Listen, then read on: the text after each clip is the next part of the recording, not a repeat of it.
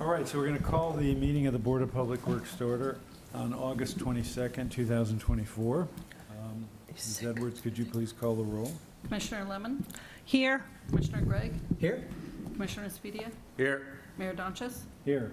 And Commissioner Shea could not attend tonight. All right, the first item is, well, item 2, motion to approve the agenda. Commissioner Lemon. I move to approve the agenda as submitted. All those in favor of the motion say aye. Aye. Motion passes. Next, we have item 3, Commissioner Gregg. I motion to approve the minutes of the Board of Public Works meeting of July 25th, 2024. It's 25. 20, yeah, correct. 20, 5:24. did I say 24, 25? I don't know. I think it's 25. July 25th, 2024. Maybe you said it right, I'm not sure. Anyway, now it's correct, however you said it to begin with. All those in favor of the motion say aye. Aye. Motion passes. Public comments. Is there any member of the public? Yes, please come forward. Yes, just to one of the microphones.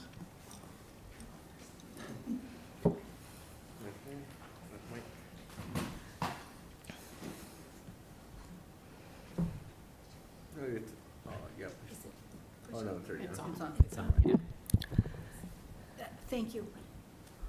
I've never been to one of these meetings. I'm guessing your protocol is about the same as the others, name and, okay. Sue Newman, I'm on Ward 2. I'm a state rep, and I serve on the Public Works and Highways Committee. And I just want to acknowledge and thank Lauren Byers, who works here. I don't know if she's in the room.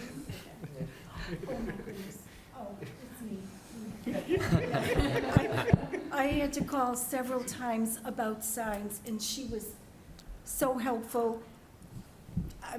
I expressed that I was as frustrated as she probably was by getting these phone calls, and she explained that, crew had to go out and remove signs. This was under the topic of political signs that are scattered all over the place and show up like feathers sometimes sprouting off of a giant chicken in certain places, and they just are everywhere.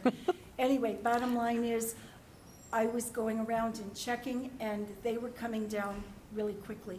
And I thank the DPW, the street department, and Lauren's ability to round people up and tell them she's probably highly irritated with this, but some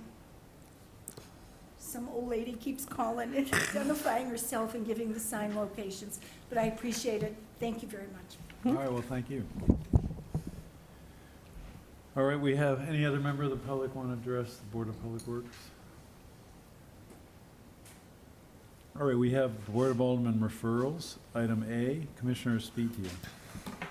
Authorizing R-24-070, authorizing the mayor and city treasurer to issue bonds not to exceed $14,400,000 for various improvements at the solid waste department for Hills landfill. All right, so the motion is to recommend this with a positive recommendation to the Board of Aldermen. Any discussion?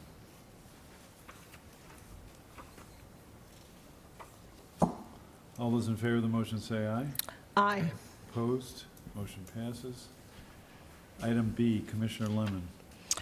I recommend for a positive vote R-24-071, which authorizes the mayor and city treasurer to issue bonds not to exceed $1,052,897 for various wastewater capital improvements. Any discussion? All those in favor of the motion say aye. Aye. Motion passes. Next communication from, item C, Commissioner Gregg.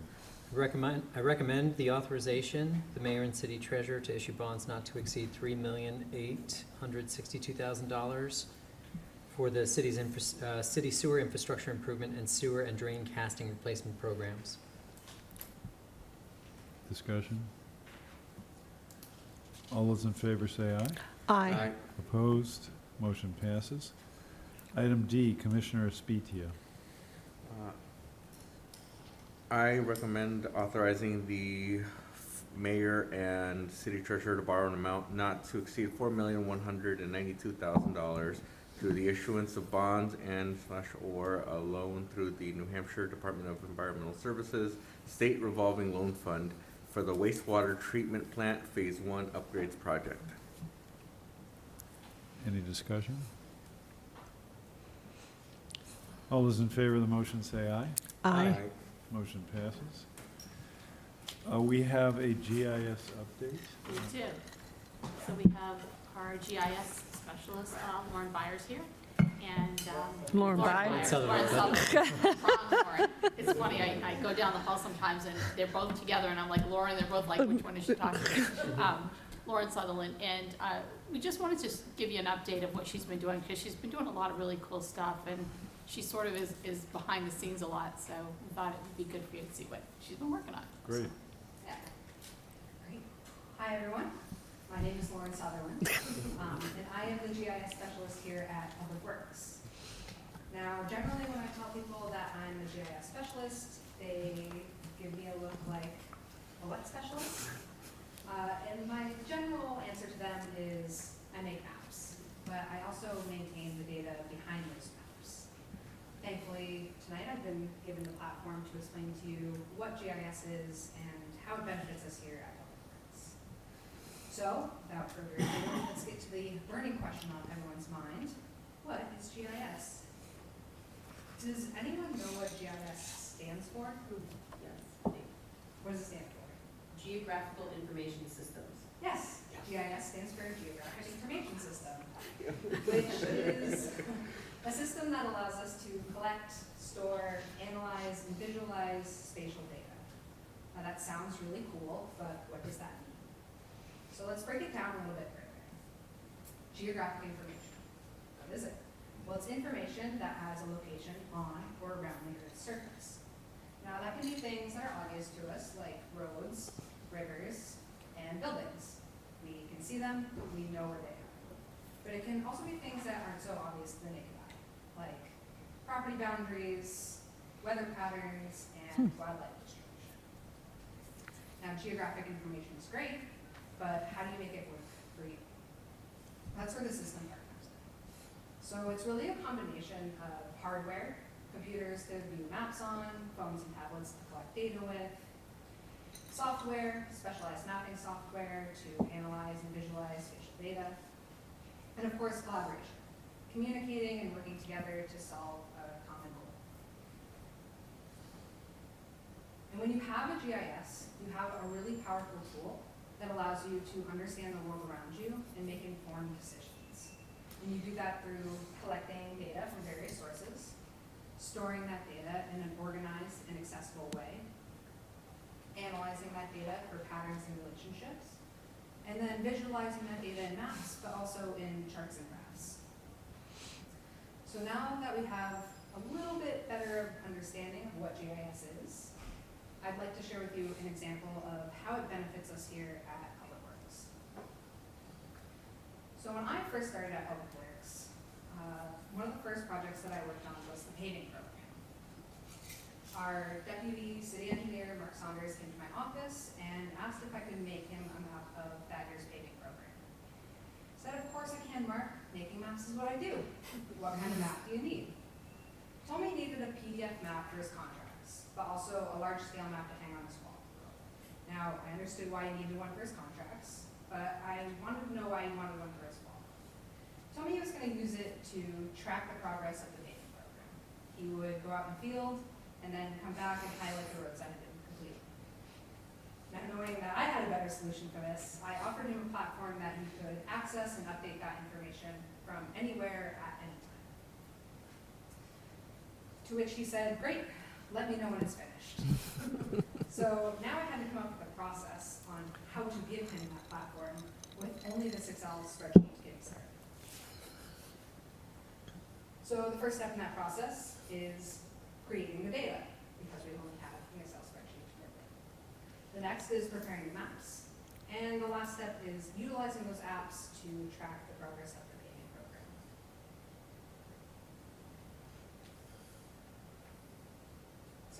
first step, creating the data.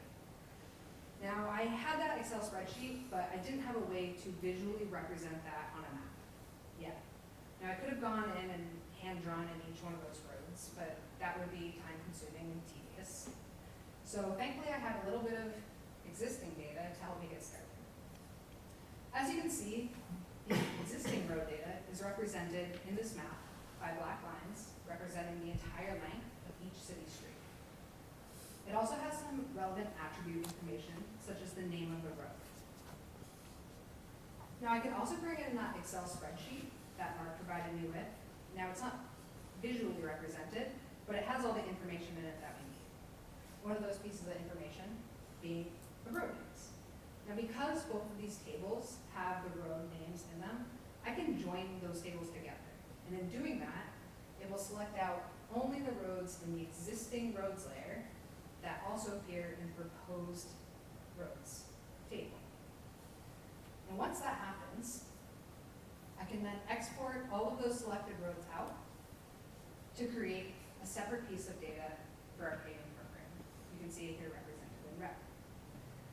You can also see that the entire length of Amherst Street is shown as needing to be paved. However, in our table that Mark provided us with, it's only supposed to be paved from Main Street to Broad Street. So, in order to get the correct limits, we can split that road right at the intersection of Broad Street, giving us only the segment that we need. So once I've gone through and I've checked each one of these roads to make sure it has proper limits, I'm still not quite done yet. I then have to update it with relevant attribute information for the paving program, such as the paving status, the contract, and other information such as the start and end date of the paving. And then we finally have our paving data. So from there, we can move on to our next step, preparing the maps. So the first map that I created was the PDF map for Mark's contracts. I did also print out a large one for him to hang on his wall. Then we take that data and we upload it online so that it's accessible anywhere at any time to anyone at BPW.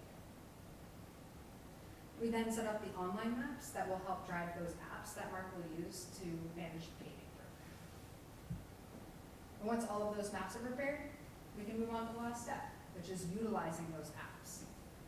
So the first app that I made Mark was the mobile app. Now you can access this from your phone or tablet, although I'm pretty sure he only ever uses his tablet. And within this, you can see that all of the roads in the paving program are symbolized. You can click on them, get the information that you need, and edit that on the fly from anywhere. Now, about halfway through that year's paving program, Mark came to me needing another solution.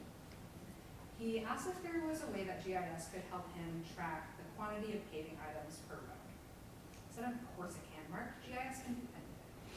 So I created a survey 123 for him. So when he clicked on a road in his mobile app, and it brought that pop-up up, there would be a little hyperlink in it that said, update paving item quantity. And when he clicked on that, it would automatically open this survey 123 that fills out the name of the road, the contract, and the date for him automatically. So all he has to do is choose the paving item from the drop-down list and enter the quantity. It can then be saved for analysis at a later time. And of course, the last app that I gave him was the paving program dashboard. Now, I know what you're thinking, this dashboard looks really cool. And it is. So let's take a closer look. So, paving program dashboard is essentially the nervous system of the paving program. It has all the information you need in one place. The roads are visualized in the map. You also see this chart for the paving items that Mark was collecting in his survey 123.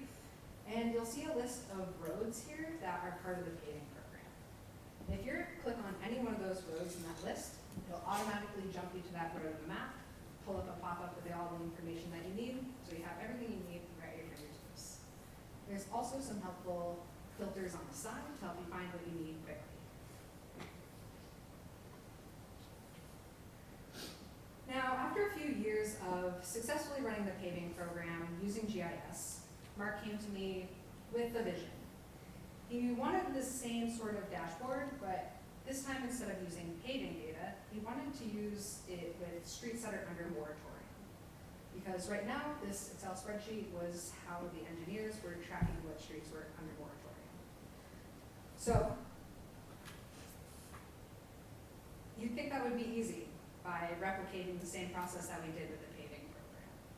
But that can lead to some breakdown in communication along the line. So, say Mark went out and updated a road that had been paved, he would then have to go to a different layer and update that one for moratorium, which is kind of time consuming, right? We don't have to do that. Or I could wait until the entire paving program is finished and then update the moratorium all at once. But then that would lead to confusion amongst engineers, not knowing if the street was actually under moratorium yet or not. So to avoid all of that confusion, I decided to just take all the information I had and combine it into one set of data. So I took all the information from the paving program and the moratorium program, put together. Followed the same process of going through and making sure that all of the limits were correct. And then updated it with the relevant attribute information that would be needed for both paving and moratorium. And with that, our paving moratorium dashboard is born. So this is the go-to spot with all of our paving and moratorium data all in one place. So as soon as a street is marked as completed for paving, it automatically moves into moratorium and is symbolized. Wow. This essentially works the same way as our paving dashboard. It has all the bells and whistles, some of the filters, and extra information for our engineers. This in itself is really cool, but my favorite part of having this data online is that we can share it across any of our public works applications. So not only can you find that information here, but it can also be found in things like our driveway and street opening permits platform, which the engineers use to track their street opening permits. You can imagine it would be really helpful to know if a street was under moratorium before you approve it to be open. It can also be found in our CCTV and lining platform. This platform is used by the engineers to track the CCTV and lining of our sewer and stormwater system. So you can imagine it would be helpful to know what streets are going to be paved, so you can get ahead of that. So if you find a pipe that needs a street opening in order to repair, you're not opening a street that had just been paved and put under moratorium. And of course, this platform, which I think most of you have seen, are Public Works Projects and Event Viewer. So this holds our paving program so that our residents can stay informed about what's going on around them.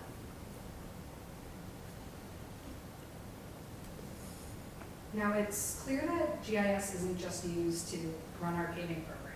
It's the backbone of multiple public works operations. Our paving, our crack sealing, moratorium. We have our driveway and street opening permits. Our sewer and stormwater viewers and editors. Our CCTV lining and inspection platforms for our sewer and stormwater. We use it to track storm incidents, collect park assets, and we can even use it to do a sign inventory from the office without having to go out into the field. Of course, our projects and activity viewer. And it can also be used to track and get essential needs to our most vulnerable citizens experiencing homelessness.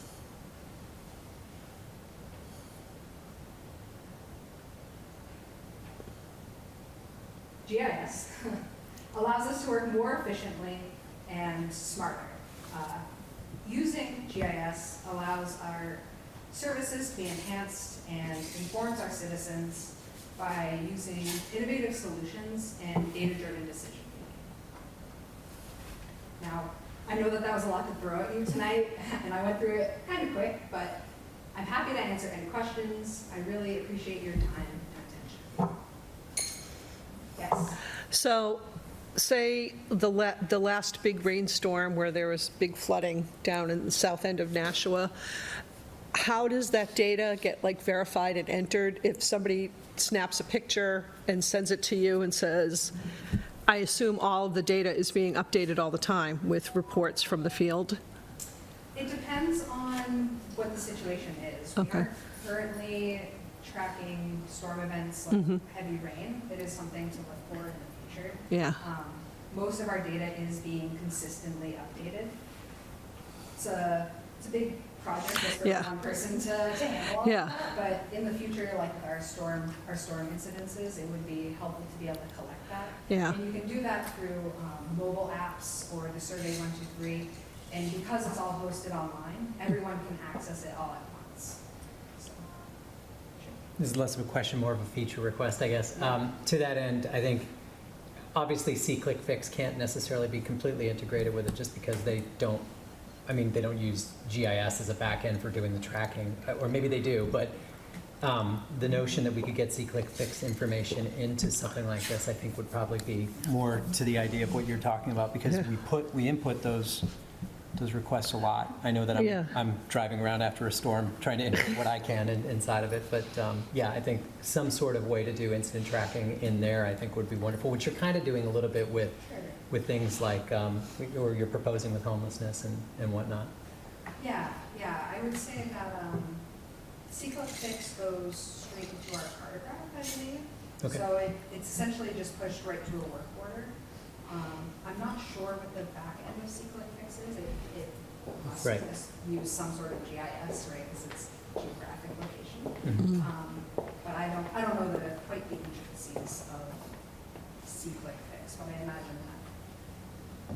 It'd be interesting, yeah, just to explore whether or not there's a tie-in. Sure. I think it's on that note, like you can kind of see, you know, if there seems to be repetition over it, oh, there seems to be a problem Yeah. area here, it keeps coming up over and over again. I think that's, you know, that's the usefulness of being able to integrate it into GIS.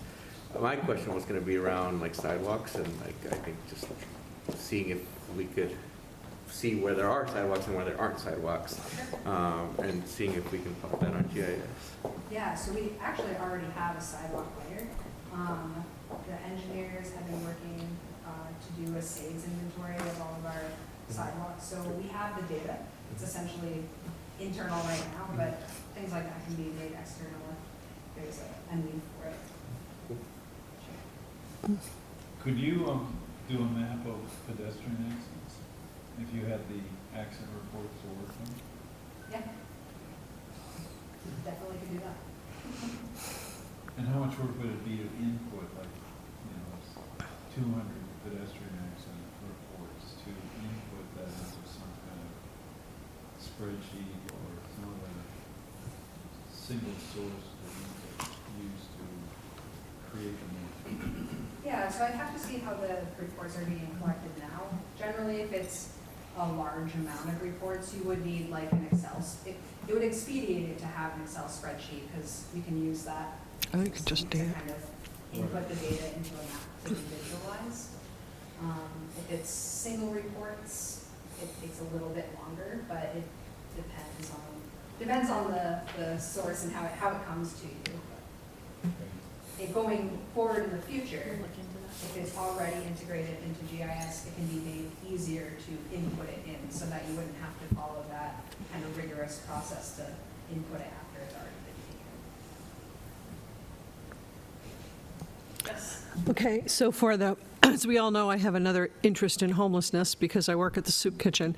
Who can see that report? Because we get concerned, sometimes when an encampment is reported to the general public, a few people will stroll down and do things that they should not be doing. I fully understand that concern. It is not open to the public right now. Okay. Because of that sort of reason. Good. Right now, it's just internal use, knowing where people are, making sure that it's, you know, a safe place. It's not going to cause any more harm And than it- being there. So- Yeah, and I'm sure the fire department is also very interested in that, yeah, yeah, Exactly. yeah.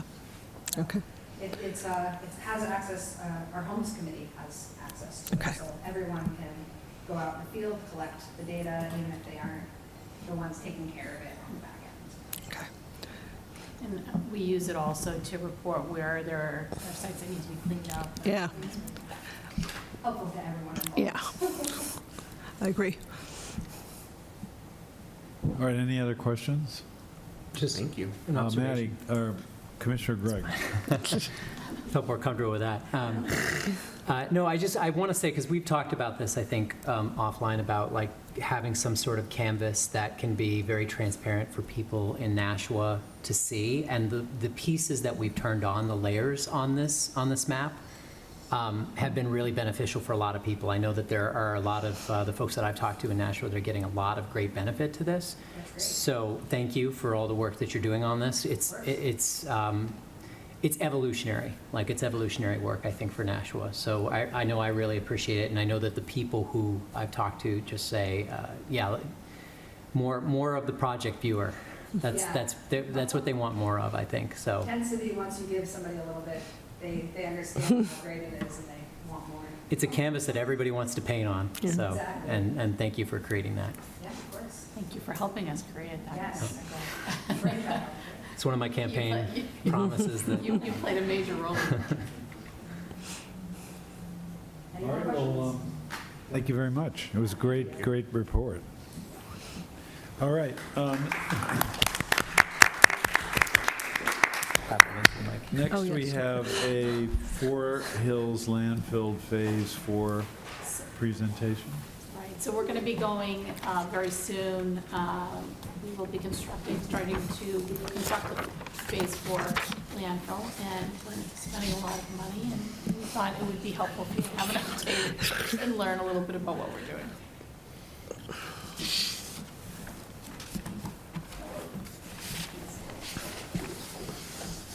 I'm going to apologize, mine's not as fun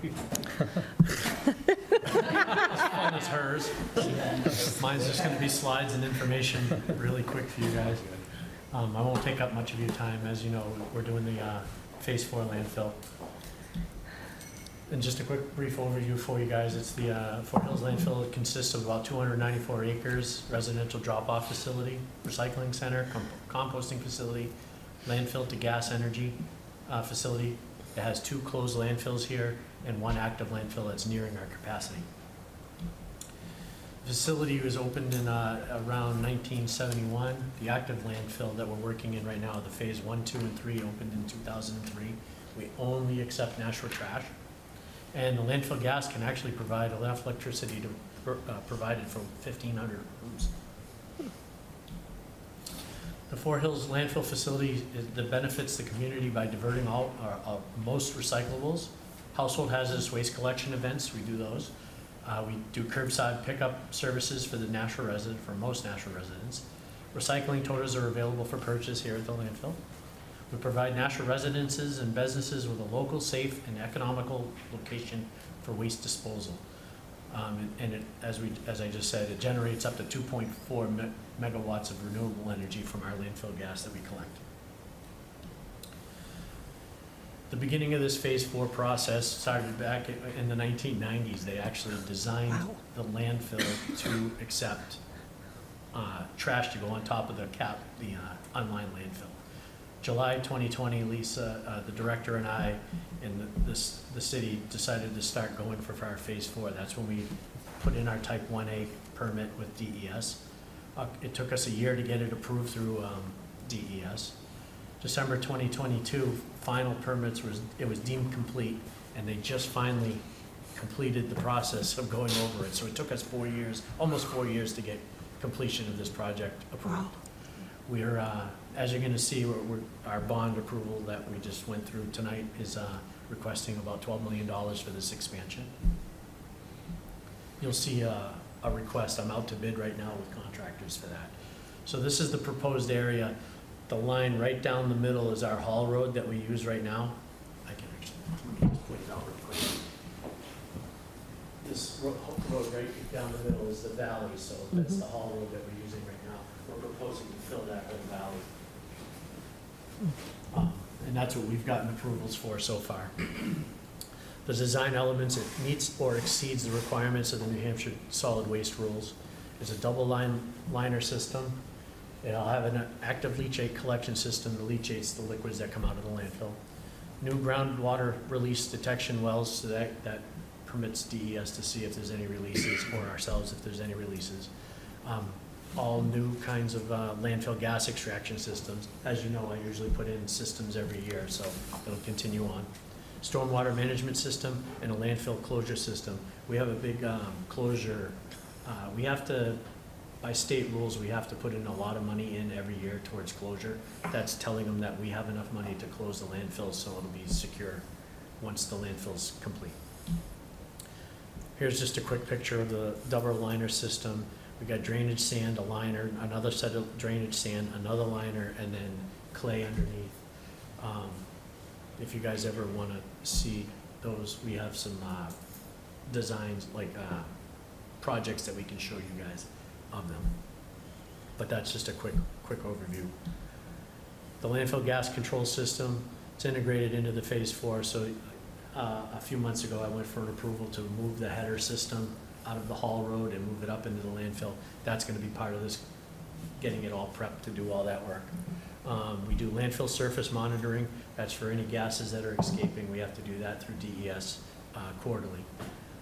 We collect the landfill gas and we send it to the landfill gas facility, and they use it for electricity. And there's a backup flare, so if the landfill gas facility ever breaks down, we have to, by law, destroy every gas that's there. So we have a flare that we use. That's the big candlestick that's out there. And actually, I'm going to be going for an approval tonight for to replace that flare because it's over 30 years old. That'll be coming up. In quick summary, 40 years of disposal capacity when this phase 4 goes through. There will be no increase in traffic on West Hollis Street. It'll be the same amount of traffic because we only take in the same amount of trash all the time. And the project aligns with the state of New Hampshire solid waste goals. So that's basically it. If there's any questions. I know that was a lot of information. Anybody have questions? Commissioner Spitia. So, I think Nashua is growing, obviously, but we need to expand our landfill as well. Are we accounting also for the growth in our population here?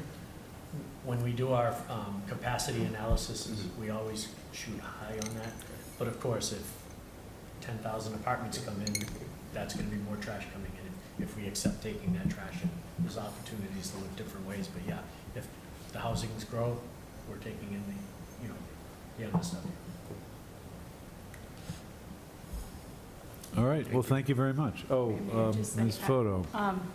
We have a guest here this evening, and I think they're way down on the agenda. I was just going to ask if perhaps we could move to administration motion B, so that she can speak. So, Okay. do you have it? Yeah. As riveting as all of this stuff is, you might want to.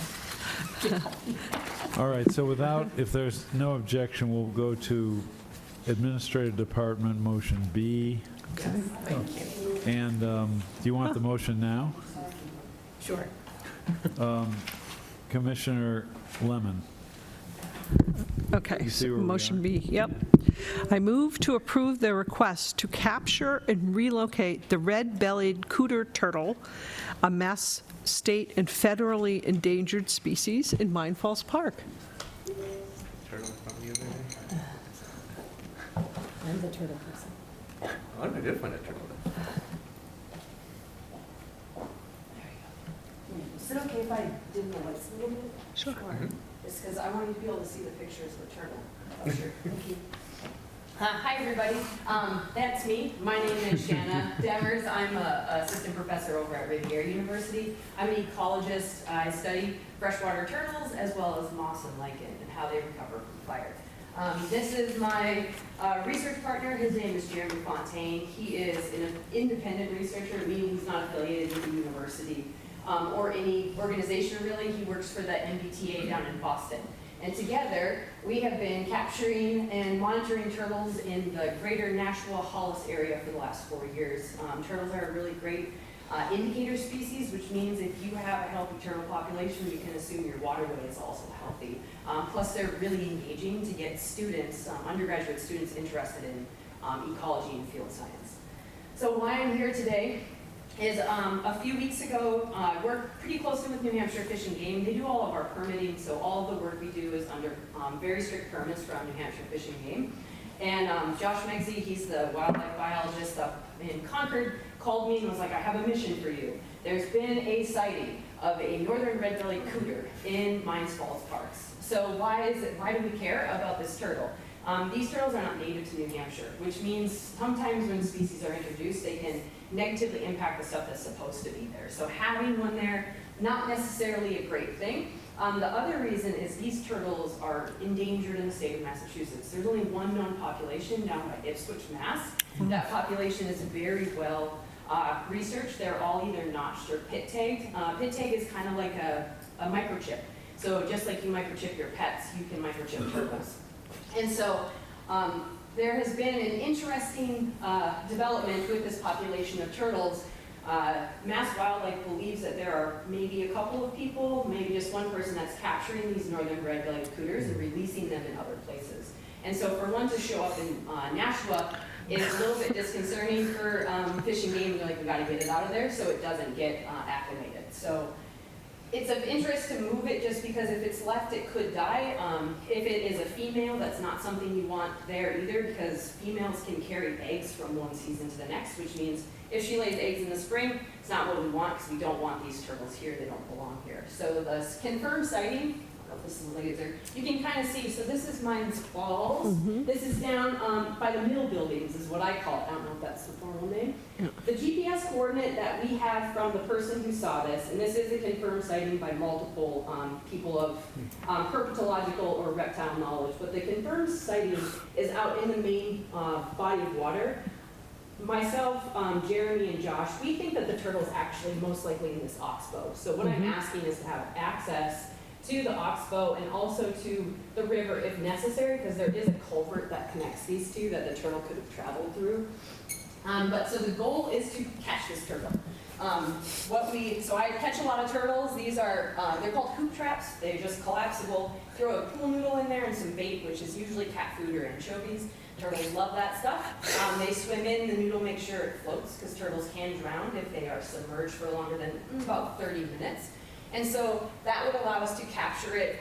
If it is in fact pit tagged, we'd be able to have the state herpetologist, his name is Mike, from Massachusetts, come up. So I would basically sit with the turtle until he could get to me, and he would be able to scan it, and we would check for notches, and then we would remove it from Nashua and move it back down to where it belongs.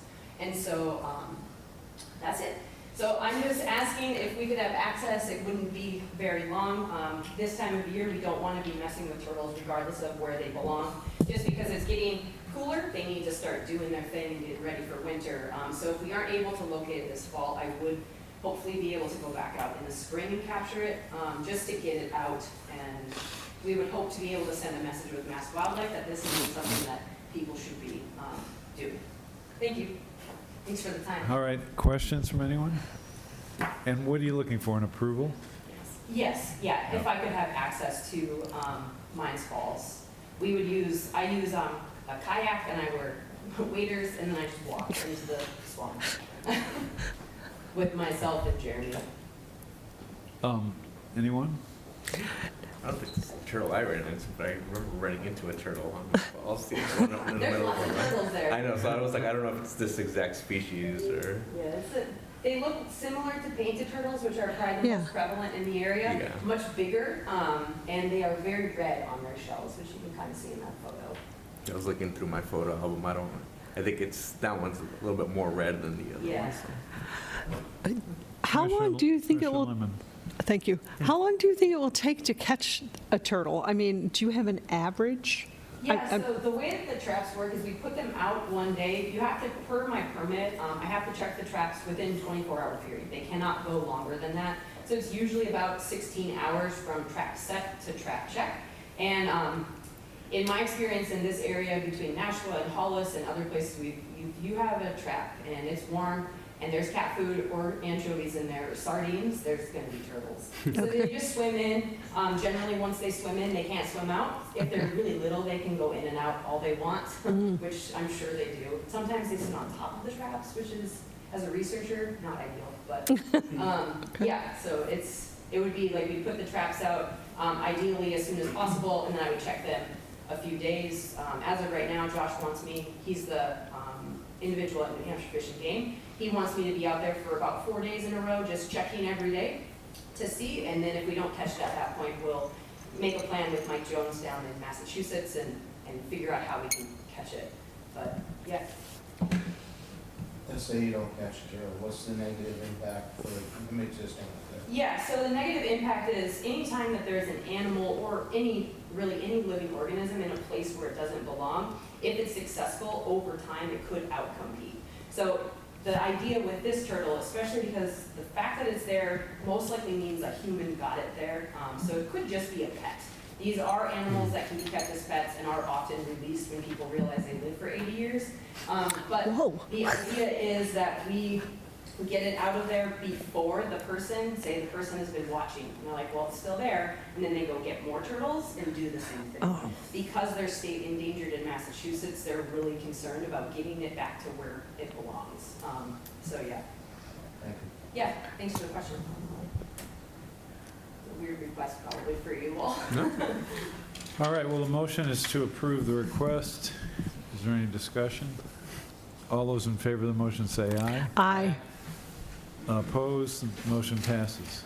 Thank you very much. Thank you. Hope you find it. Thanks. All right, so now we will return to the regular order of the agenda. Wastewater Department is where we are. Item 8, Area 8.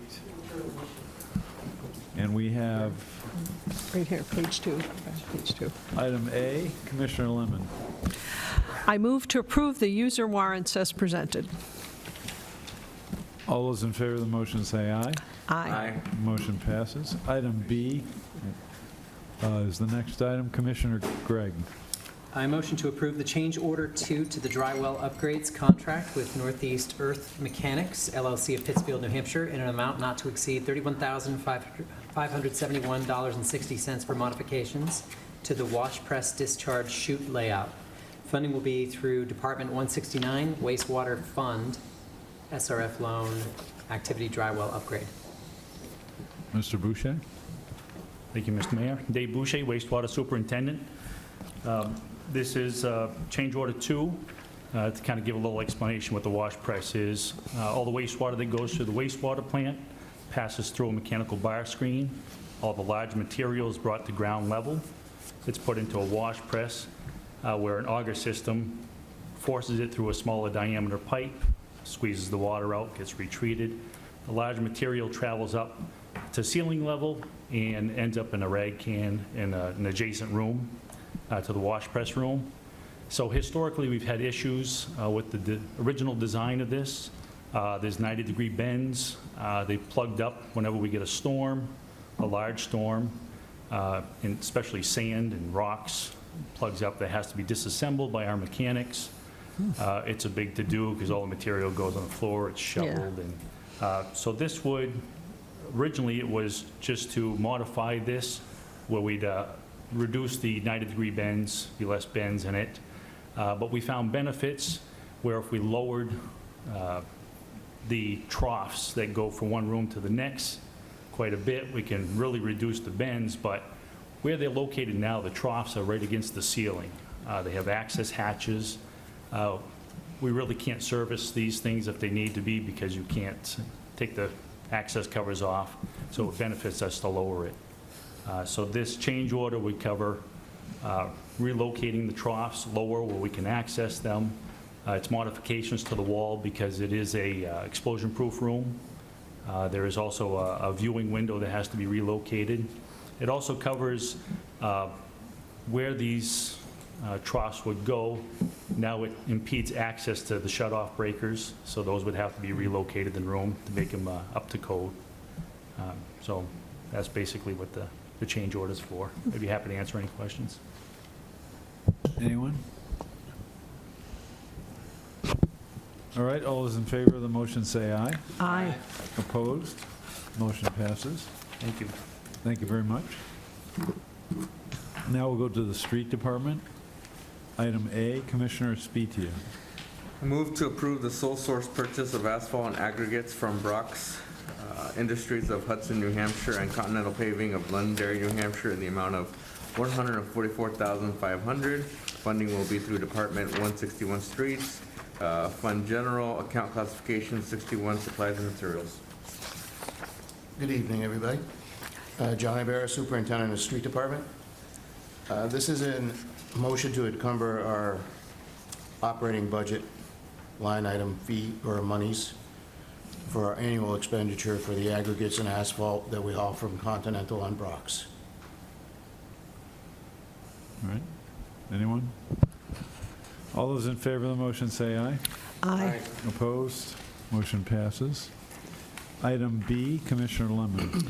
I move to approve change order number 2 to Markings Incorporated of Pembroke, Mass. in the amount of $162,000. Funding for this contract is through Department 161, Streets, Fund, General Account Classification, 54, Other Services. John Ibarra, Superintendent of Streets, thank you.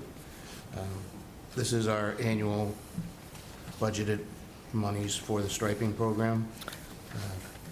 This outfit won the contract when we went out to bid last, and they have agreed to hold their pricing through June of this year. So we're very pleased with the work that they're putting down and like to keep going. All those in favor of the motion say aye. Aye. Motion passes. Thank you. Thank you very much. Now we have the solid waste department. And we have item A, Commissioner Gregg. I motion to approve an engineering services contract with Sanborn Head and Associates of Concord, New Hampshire in the amount of $29,300 to provide construction quality assurance oversight for the 2020 landfill gas system header modification work. Funding will be through Department 168, Solid Waste, Fund pending bond approval, activity gas header relocation. Mr. LaFleur. Jeff LaFleur, Superintendent of Solid Waste. As discussed earlier, we're moving the header. They're going to be our engineers watching over everything that's being done, taking pictures and submitting to DES to make sure everything's in regulation. Anyone? All those in favor of the motion say aye. Aye. Motion passes. Next, we have item B, Commissioner Spitia. Move to approve a contract with SES Field Services of Reston, Virginia to install, construct, and provide initial operational training for a replacement landfill gas blower and flare system in the amount of $900,180. Funding will be through Department 168 Solid Waste Fund pending bond approval, activity landfill gas system expansion. Jeff LaFleur, Superintendent of Solid Waste. Again, this is the flare that I was talking about a little bit earlier. It needs to be replaced. It's over 25, 27 years old. It's at the point where we can't get parts for it to repair it anymore. We're requesting to replace it and get it all up to new with Wi-Fi and everything. We'll be able to do it on our phones and monitor it when it goes on and off. We're requesting it pending bond approval because there's a 42-week lead time to get this flare system. So you won't see any of the money's being spent right away. So Wow. we want to get this ordered in our possession. All those in favor of the motion say aye. Oh, Commissioner Spitia. Just what is the lifespan of a gas blower and flare system? Just curious. Well, this one lasted 25 years, so I'm hoping and I'm sure it'll go at least that long. Great. All right, all those in favor of the motion say aye. Aye. Motion passes. Next, we have the engineering department. Item A, Commissioner Lemon. I move to approve the sewer service permits and fees as submitted. All those in favor, please say aye. Aye. Motion passes. Item B, Commissioner Gregg. I motion to approve poll license petitions as listed in the staff report. All those in favor say aye. Aye. Motion passes. Next, item C, Commissioner Espitia. I move to approve a 3-year joint funding agreement with the U.S. Geological Survey, New England Water Science Center, New Hampshire, Vermont Office, Pembroke, New Hampshire, for the continued operation and maintenance of a steam gauge on the Merrimack River in the amount of $24,000. Funding will be through Department 169 Wastewater, Fund Wastewater Activity Merrimack River Levy. Mr. Hudson? Thank you. Good evening. Dan Hudson, City Engineer. 3 years ago, we entered into an agreement with the U.S. Geological Survey. Historically, there had been a river gauge on the Taylor's Falls Bridge over there on the Merrimack River. which had fallen into disrepair, and we didn't have data for a period of time. The 3-year agreement we entered into with them was the city would help fund installation of a new gauge and help fund their operation and maintenance of it. So that 3-year term is expired, and we're seeking to renew this agreement. USGS does, as I said, all the work in terms of maintaining the gauge, but they also post all the data on the website and all that. So for us, it's good in that we pay about $8,000 a year, but then they can handle everything. This gauge is important to us, obviously, to monitor river levels as it relates to our levee system, which is adjacent to this. But then also, for other flooding and things that, that would occur under high river levels. So be happy to address any questions. Any questions? All those in favor of the motion say aye. Aye. Motion passes. Item D, Commissioner Lemon. I move to approve the engineering services contract with Hayner Swanson Incorporated of Nashua, New Hampshire, now part of IMEG, in the amount of $50,000 for professional services to update the BPW standard specifications for sewers and drains, road construction, and sidewalk construction. Funding through Departments 169 wastewater and 161 streets. Funds, wastewater and capital, activities, Merrimack River levee, and citywide infrastructure improvements.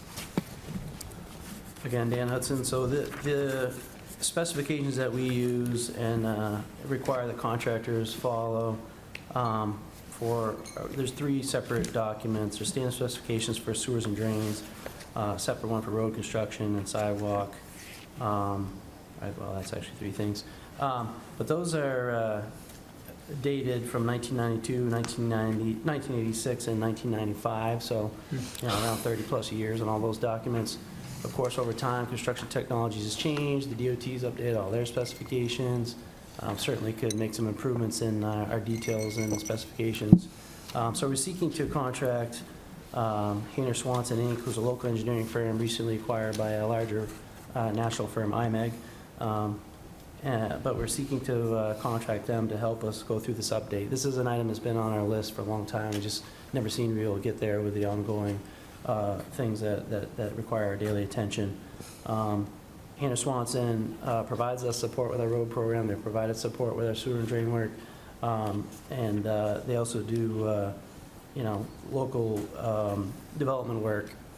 So they're pretty well suited to knowing all aspects of our current specifications, what else is out there in the industry, and what challenges they come across as they do their work. They're pretty well suited to help us through this process, so we're seeking approval of this for that. Those ones revised, we would bring back to the board for adoption, so you'll get a chance to see them, obviously, before they're adopted. Any questions? All those in favor of the motion say aye. Aye. Opposed? Motion passes. Next is item E, Commissioner Gregg. I motion to approve the use of southwest sidewalk construction quadrant funds to extend a section of sidewalk along Main Dunstable Road by Sunshine Paving Corporation of Hudson, New Hampshire for an amount not to exceed $29,000, and to approve the use of Northeastern Boulevard, Main Dunstable Road traffic mitigation funds to purchase a regular rapid flashing beacon assembly from Traffic and Parking Control of Brown Deer, Wisconsin, in an amount not to exceed $12,500. Dan Hudson again. So this is, thank you for allowing us to bring this in under suspension tonight. The way this came to us is that we're getting ready to open the Brian S. McCarthy Middle School, and there's there's really a desire for crosswalk across Main Dunstable at the Main Dunstable Buck Meadow Road intersection. To do that safely, we really need to extend some sidewalk, we need to reconstruct some ramps, and we need to put in some rectangular rapid flashing beacons. So what we're seeking to do is withdraw some monies from existing funds, traffic mitigation funds, and also some sidewalk quadrant funds to help us do that work. It's likely that, we're planning to do that like mid-September should this be approved. And I'd be happy to address any questions to that.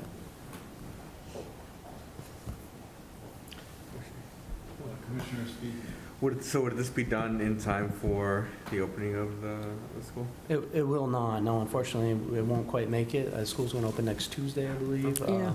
There are some other improvements we're currently making, some new crosswalks, we're putting some rectangular rapid flashing beacons elsewhere with other funding we'd previously obtained. So this will follow school opening, but hopefully soon after as we can get the work done.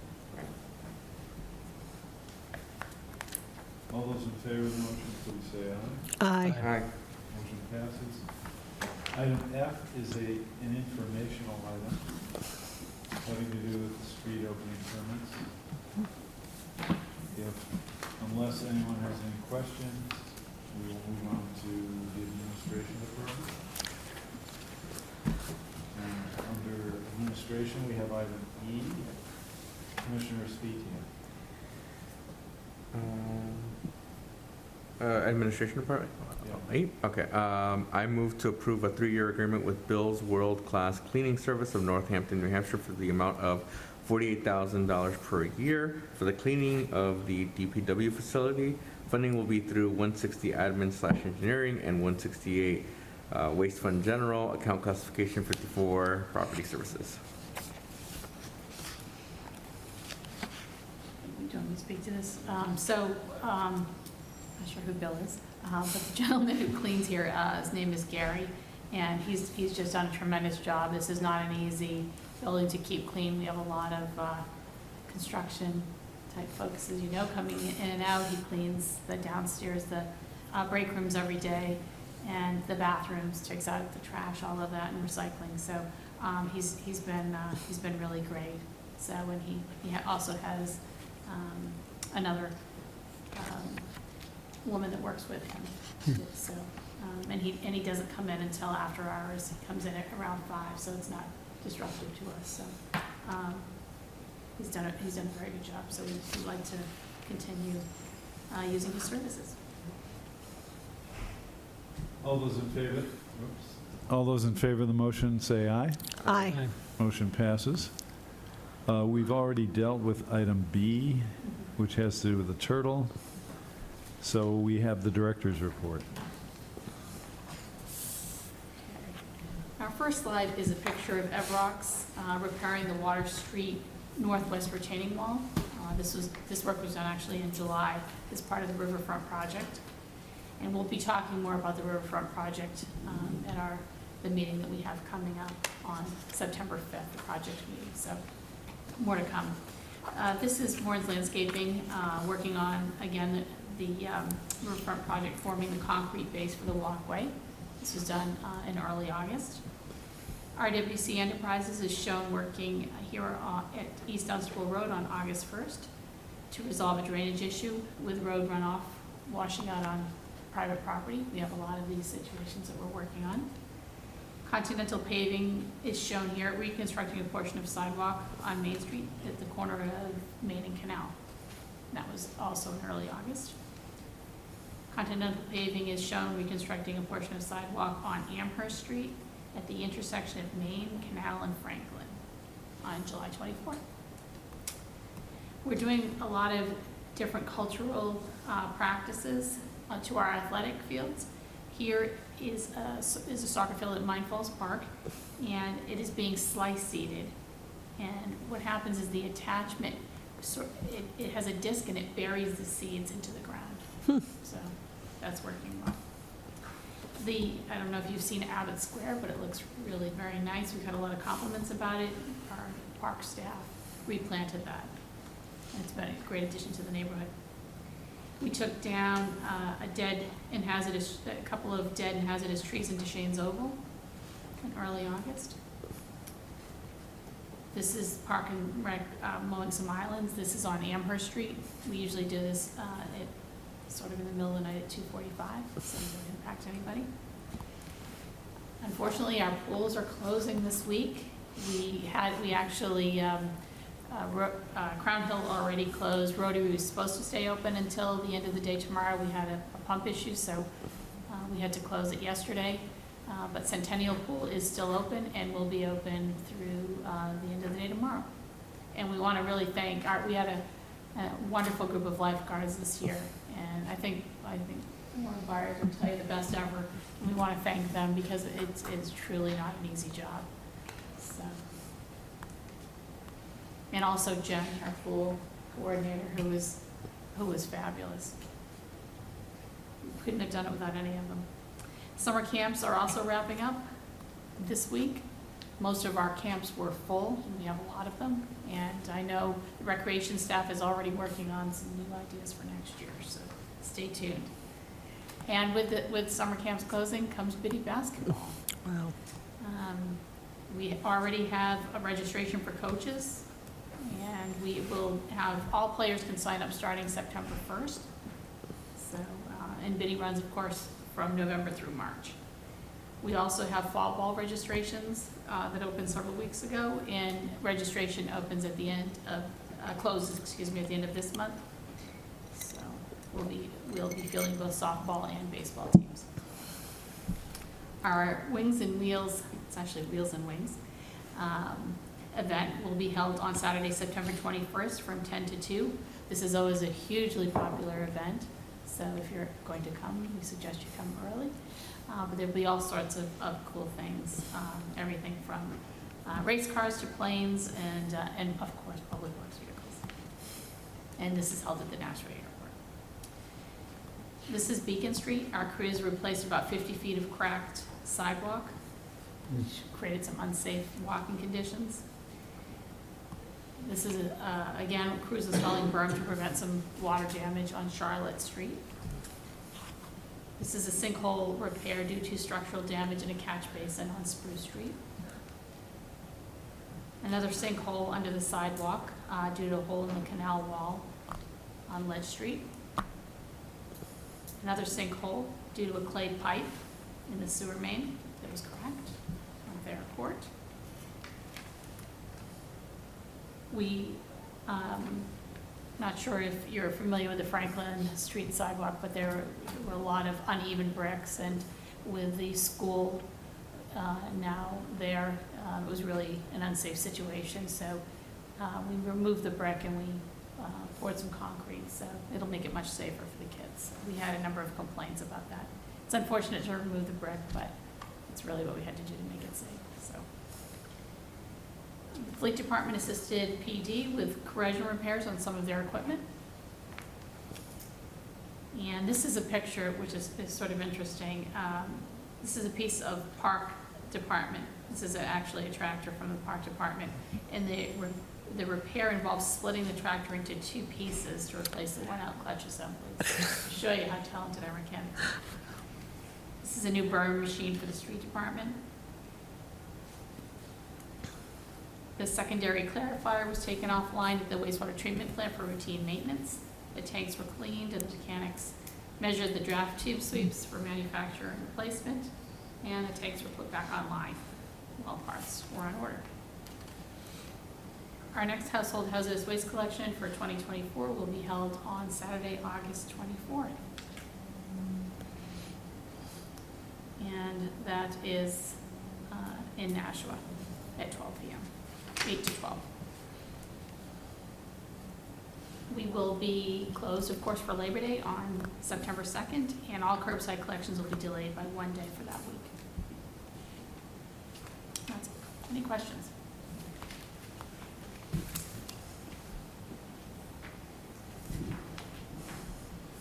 All right, we'll go on to personnel. Pardon? Oh, commissioners' comments, I'm sorry. Any commissioners have comments? I actually have 2 points to bring up. One is after the storm that we recently had, I know that there were a bunch of requests that were thrown into DPW to try to resolve. There was a rock slide actually in my neighborhood that was resolved very, very quickly by DPW so that people could safely get in and out of there. So just want to say thank you on the record for taking care of folks in Nashua related to that, because there was definitely some challenges in certain areas. And secondly, I know this is a challenge and it's definitely not necessarily something that's on the DPW priority, but to Representative Newman's point, the political signs are getting out of control.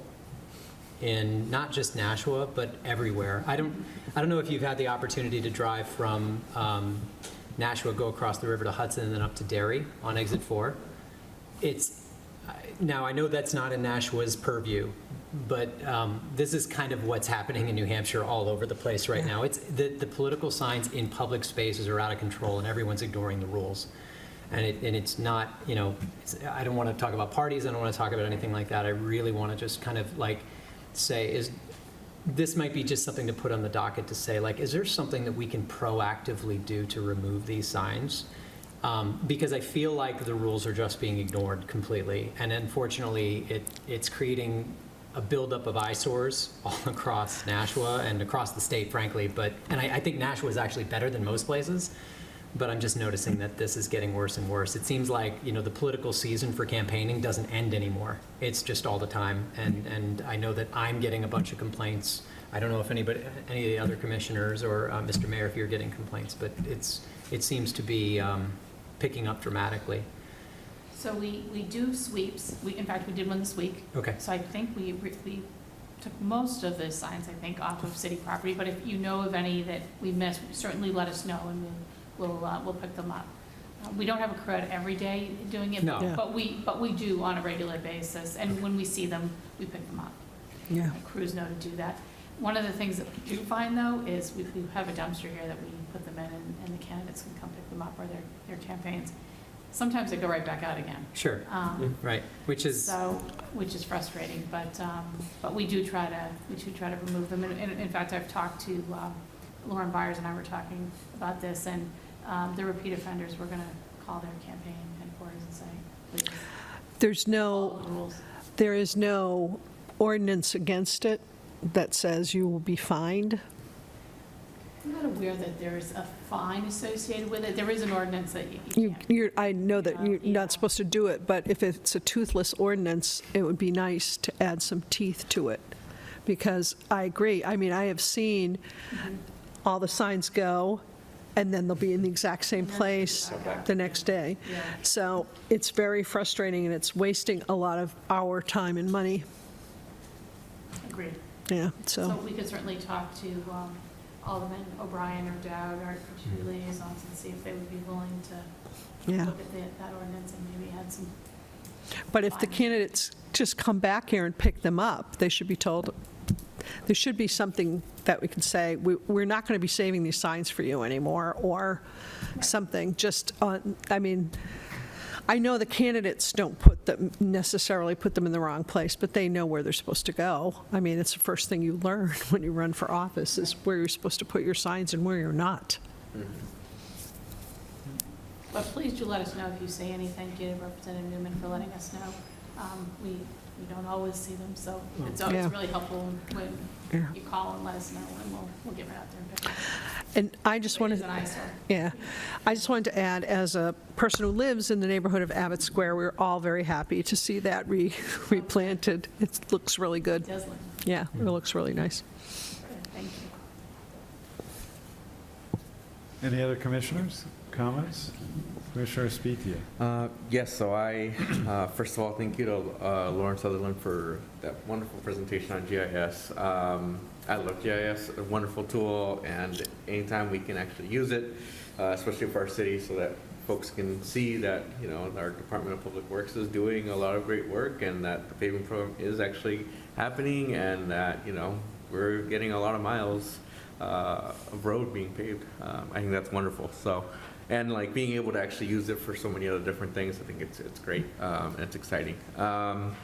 It's one, I wasn't at the last Public Works meeting. I had a personal event I had to go to, but before that we had some defamation of a stop sign, and I notified to our director and direct the photo, and she was on top of it, and they had a crew out there. They were able to fix it really quickly right by the market basket off Amher Street, the one off exit 8. So I just want to say thank you for attending to that so quickly. I know that graffiti comes up, and especially when it's hateful graffiti, I think it's something that we need to make sure that we and in this case, it was anti-Semitic graffiti. We're able to bring it down, and I just want to say thank you to you and to the department for being so attentive to that.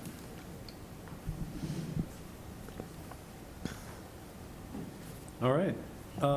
Next, we have personnel. Now, we do have personnel. Item A, Commissioner Lemon. I move to approve and unseal the non-public minutes for personnel from the Board of Public Works meeting of July 25th, 2024. All those in favor say aye. Aye. Motion passes. We do have an item for We non-public, do right? have non-public, yes. Commissioner Lemon, I think you have the motions. Okay. Do I have to say B first, or do I go right to this? You can go right to that. Okay. I move by roll call that the board go into non-public session pursuant to RSA 91-A:3 2B, the hiring of any person as a public employee. We need to do this by roll call. Commissioner Lemon, Here. Commissioner Gregg, Yes. Commissioner Speedia, Yes. Mayor Donches. Yes. Motion passes, and we will go into non-public session. All right, we're back in public session. We have a motion from Commissioner Lemon.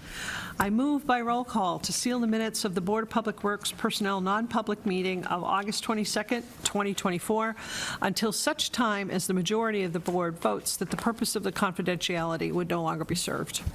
All right. Roll call.